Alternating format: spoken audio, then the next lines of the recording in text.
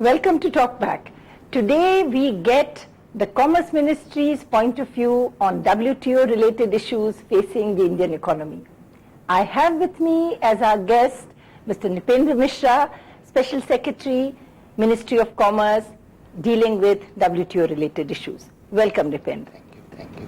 There is a lot of nervousness in the country about the ongoing negotiations, particularly with respect to agriculture.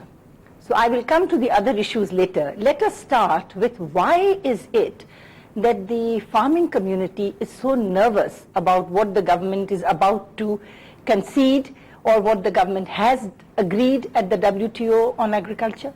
I'm thankful to you, in fact, for giving me this opportunity of clarifying this issue. The first thing I would like to explain is that the agreement on agriculture in a structured manner came for the first time in 1995, which is known as Uruguay Round of Agreement, and which also created the World Trade Organization. We must recognize that the developing countries such as India did not really commit anything significant during the Uruguay Round of Agreement. If you can call in terms of commitment, we only committed the bound tariff, which is 100, 150 and 300 for primary products, processed products and edible oil. You mean 100% tariff 100%, on agricultural primary right. products, etc.? Yes. Apart from this, there has been no other commitment, and the government of the day, Indian government, is fully competent to decide its policies on agriculture. So the normal impression is that there is some kind of attack on sovereignty or some kind of a guidance on our policies relating to agriculture. That is not there from the commitment. The same agreement provides that further reforms will take place through negotiations starting from January 1, 2000. Now the negotiations have just begun. Till date, 47 proposals, including 4 Indian proposals, have been submitted On agriculture. And these proposals are going to be further discussed through 4 meetings in the year 2001, which have been scheduled. So first, of course, this agreement negotiation will take much longer than we think, and there is not going to be immediate commitment as such. And as you know, in WTO, all matters are decided through convergence of views, through consensus. What are the highlights of these proposals, the 47 proposals? 1 or 2 main things that are on the table for negotiation? There is one common trend in all the proposals, and that is that all the market distorting features in agriculture, that should be eliminated. I particularly refer to subsidies, not subsidies as given by countries like India, but these are the subsidies which are mostly given by developed countries, export subsidy. Then there is a support for the farmers, which is called domestic support policies. Those subsidies, there is a much wider consensus, almost unanimity of view, that these subsidies must be controlled because they have brought distortion in the international market. Both domestic support subsidies and export subsidies are being given by the countries of European Union, United States, and the question is, why would these countries give up something which they have been protecting this lobby for a long time? I think in the developed countries also there is a feeling that the budgetary strain on account of subsidies is unbearable. There is also a feeling that there cannot be further reform in agriculture unless the subsidies are capped, certain ceiling is fixed. And they also recognize that if they are not willing to sacrifice in terms of these disciplines in agriculture sector, then they will not be able to achieve further liberalization in the industrial goods. So there will be some give and take, but I think the burden of sacrifice this time in terms of down payment will come from the developed country. In the last round, there was a certain minimum market access which was guaranteed by the developed countries. Our demand this time is that either those market access mechanisms, which as you know, for example, tariff related quota, or there is a certain minimum market access which was envisaged, that should be widened. Could you explain to our viewers what you mean by tariff-related quotas? The tariff-related quota would mean that certain imports in the countries would come at a lower tariff rate, and then the rest of the quantity, in case imported, will have a higher tariff. So in other words, the importing country has a quota. So long as you import up to that point, you have a lower tariff. If you go beyond that, then tariff begins to increase. Right. And what are we proposing this time? And this was considered necessary, as you know, last time, because the developed countries resorted to very high tariff protection, what is called dirty tariffication. So they were told that they should have a lower tariff for a certain quota, which was based on historical experience of imports. Now we are saying that either you remove the tariff-related quota and make the market access unconditional, or if you want to, then let there be a growth built into it so that the tariff-related quotas increase with a certain interval of 1 year, 2 years like that, and much higher exports would then be possible. Apart from the tariff-related quota, we are also asking that the traditional market access which was available to the developing countries, that must be protected and should be ensured. What is the traditional market access? Yeah, that was because through the developed countries, they had import trends of the countries coming from the developing countries. And those market access we do not want should be certain non-tariff barriers or certain other standards or measures should restrict the import of the goods from the developing countries. So basically we are looking for a much deeper market access for our products in the developed countries. Because our approach is actually, it's a two-pronged. One is we feel that India is going to be exporting its agricultural products, so it will have a surplus. And the second is that we require, in terms of a larger population, the food security and livelihood. And yet we don't lift export controls on agricultural products. You are right, there have been some export controls, and it has to some extent affected because exports have a long-term trend and it cannot be negotiated on a short-term basis. But a very serious view is being taken to this consideration. In past there have been experience of shortages when there was no restriction on exports of certain commodities. Onion is a very good example. Yes. But now much serious thinking is there that the market economy should be open. If we have opened our imports, then we should also facilitate exports. Turning to industry, we have just had a major announcement in the EXIM policy where the Commerce Minister has removed quantitative restrictions. And the question I have for you is that last year the government had removed about 715 items from the list of those that were under quantitative restrictions. What was the experience? Was there much more import of those commodities in the last year? QRs were removed because we have a comfortable balance of payment position.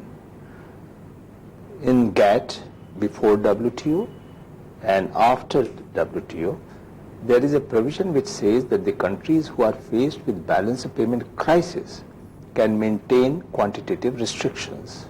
Now, if we won't like it, but let us envisage a situation where this country faces another balance payment crisis, it can again reimpose quantitative restrictions. But today I believe there are just 5 countries in the world which are... You're very right that there are just 5 countries, and as Honorable Minister said, we wouldn't like to be in that club of countries, Bangladesh, Pakistan also, which has promised that within about 1 year it will also remove the quantitative restrictions. So first, of course, removal of quantitative restrictions, apart from the fact that it was required under the agreement, also is a good economic policy, and that must be recognized. So let there be no defense of removal of the. It is a positive economic policy not to provide undue protectionism to the industry. How will Indian industry take this competition? Yes, let me answer your second question about the imports. Yes. You are very right that there hasn't been very appreciable increase in imports of the commodities which were removed from the licensing procedure last year. And there is expectation, at least a fair amount of study has been done, which would possibly convince that the import surge in most of the commodities will not take place as a result of the removal of the QR. In fact, non-petroleum products imports have really gone down rather than gone up. But I don't wish to convey the impression that we are insensitive. There are commodities where there has been a spurt, and it is being watched very closely, almost on a fortnightly basis. And if there will be any trend of surge in imports which is likely to affect our industry and our products, then there are enough safeguards available within the scope of the agreement which we can resort to. So the industry should really not be too worried about this opening of competition from foreign imports, is your message? Yes, there is no need for that kind of a concern will be misplaced, I would say. It is not really borne by the facts. At the same time, to your other question, I think it would lead this opening of the regime, as they call it, and lesser licensing procedure, apart from taking away the discretionary powers of the administration, would also help in a positive manner. The industries would start thinking of restructuring, making it more competitive, and also the government policies would now definitely will have to be reviewed in the context that we provide what the industrialists say as a level playing field. So most of the constraints which may be there going into the production or the cost of production, that to some extent will have to be addressed jointly by the government as well as industry. So for example, the reservation for production in the small scale sector has no place in the regime that we should really see in the next 2 to 3 years, because you can't have a situation where large scale sector exporters from other countries can send their products here, but our own large scale sector cannot produce and compete. Yes, the economy of scale production, and you're very right that our small scale industries could not be exposed to big large scale industries outside India, because after all they will have the same national treatment in terms of goods coming to the country. Now on anti-dumping, I would like to ask you, I believe that last year India had the honor of being the single country with the largest number of anti-dumping cases. Why is it that the government has been very active in levying anti-dumping duties? Well, I must clarify, firstly, of course, the government, the authority is independent of the government. It's a quasi-judicial body which goes into the anti-dumping action, and the action is taken on the complaint and petition filed by the manufacturing companies in India who perceive that the goods are coming at a price lower than the average international production cost.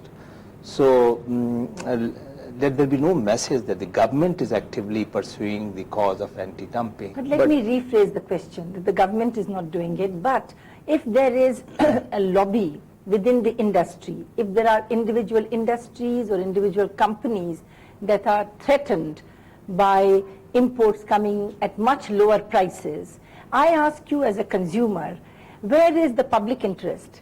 Why should I be told that I must wait till Indian industry can produce a fan at 100 rupees per fan when I can actually pick it up in the market when other countries are exporting it? I don't deny the consumer's interest. In fact, in EU, there is a strong lobby and there is a thinking going on that the consumer's interest should also be one of the criteria. But the law, as it is drafted today, and the agreement as it is presented is there in WTO, basically envisages a situation where the entire action is centered around the cost of production in a comparative sense. And it is that data which forms the basis for anti-dumping action. I may also tell you that the decisions taken by the authority, they can be appealed at the various levels, including right up to the World Trade Organization. And in majority, 99% of the judgments, they have been upheld at various points. We have a situation where the US is levying anti-dumping duty on our steel exports. We are levying anti-dumping duty on steel imports from Russia and Ukraine. Now, you know, these then become very distorting ways in which trade gets affected. Is the government also exploring safeguards to check import surges? There is already, as you know, there is authority which takes action on safeguard, and there have been many, if I recall, more than a dozen cases of safeguard action. The objectives and the background of the anti-dumping action and the safeguard is different. The safeguard action is for a limited period, and it presumes that there will be a degree of a structural adjustment of the industry in the country where the action is being taken. And if that adjustment is not possible, then the country suffering the safeguard action can ask for compensation. But in the case of anti-dumping, it is countervailed to the extent the prices have come down below a certain comparative figure which has been investigated. So the objectives of the two will be different. We at least would like to feel that they are not really the parallel substitutes for each other, but both are important. Let me turn to an even more controversial area, the area of intellectual property rights in the WTO. I think there is a general recognition, there is a general perception, I should say, that we got a raw deal in the WTO agreement, and that, you know, why it is said that you need this intellectual property regime to promote R&D, in the pharmaceutical sector, what it's going to mean when you move to the new regime is that access to critical medicines which are patented would become very difficult because they will become very expensive. And I know that there are two views on this. I would like to have your assessment. You are right that there is a perception that the agreement on the intellectual property right has really been in the nature of cost to developing countries. In the Uruguay round of agreement, the perception was that the developing countries got a good deal on agriculture and textiles, although there can be views on the subject, but it was thought that they have got better market access in agriculture and textiles, and they ended up paying little higher price in terms of agreement in intellectual property rights, trade-related investment measures, and some of the other agreements. So that is how Uruguay round agreement is analyzed today. Mm-hmm. There is already a feeling that the agreement requires rebalancing because it's possibly the results have not come as it was envisaged, and the developing countries do suffer. It is also true that what is affected is only patented medicines. And today this is a very charged subject because AIDS medicines are patented and these are life-threatening diseases. So we have all this controversy in South Africa, yes, and you know that our own companies like Cipla have joined the battle. But in a more general way, would you say that we really don't have that much to fear for affordable access to most essential medicines, non-patented medicines, which will remain there? Since the amendment on the patents bill is pending before the select committee of the parliament, I would refrain from making a very broad general comment, but there is a realization that the countries such as India should have a much stronger provisions of compulsory licensing. Yes. Where if there is a need in the interest of public health and other essential features of our economy, then it should be possible for a country to permit the production of such drugs. But the fact remains that the prices of the essential drugs could go up from what it is today, and that will have to be watched very carefully. Yeah. And at the same time, since we have strong competitive advantage in knowledge-based industries, this is also an area which we could exploit for production, exports, and developing our own pharmaceutical sector, which has global potential. Oh yes, of course there are areas. For example, we are demanders of protection of geographical indication, and we are claiming that basmati and Darjeeling tea, etc., should be protected. Now, what it means in economic terms, it means that if anybody else is using Darjeeling tea, he would have to compensate the country. Likewise, we are asking for traditional knowledge. Yes. That if somebody patents or wishes to patent, he will have to indicate that how, in what manner it was available and picked up from a country such as India. And in that case, the holders of traditional knowledge will have to be compensated. So there are issues which are being addressed under the review of the TRIPS, which is trade-related intellectual property rights. And there is every hope that some of the imbalances which crept in at the time of Uruguay round of agreement would be set right during the review. On the services negotiations, I believe India has presented a paper on movement of natural persons. Would you like to very quickly tell us what are the highlights of what we would like in the services negotiations? Well, you know that there are various modes which are there, and one of the mode of transfer of natural persons, movement of natural persons, is called the mode 4 during the services negotiations. And India is has put up a very strong proposal that some of the restrictive provisions of other countries, even for defining the skill or defining the professionals, that must be relaxed so that there is a much more freer movement of natural persons from one border to the other border. And are you hopeful that we will get some? There would definitely be definite relaxation on that score this time. Also because it is in their interest. You know, our professionals are adding so much to their productivity in the IT sector, for example, that they would want, I mean, they cannot do without us. Yes, as of now they are already thinking in terms of relaxation, and I don't think they can get anything on movement of capital from developing countries unless they also agree for movement of one of the factors of production, which is labor. Nripendra, in the end, let me go back to agriculture, because we have seen a lot of political lobbying and a lot of rallies and opposition. What would be your message to the farming community in India today? A very important message is that the country governments and the state governments are today totally, there is no constraint on them to finalize their policies of agriculture and rural development. There is no constraint on public distribution system. There is no constraint on deciding the method of production of agriculture or the crop pattern.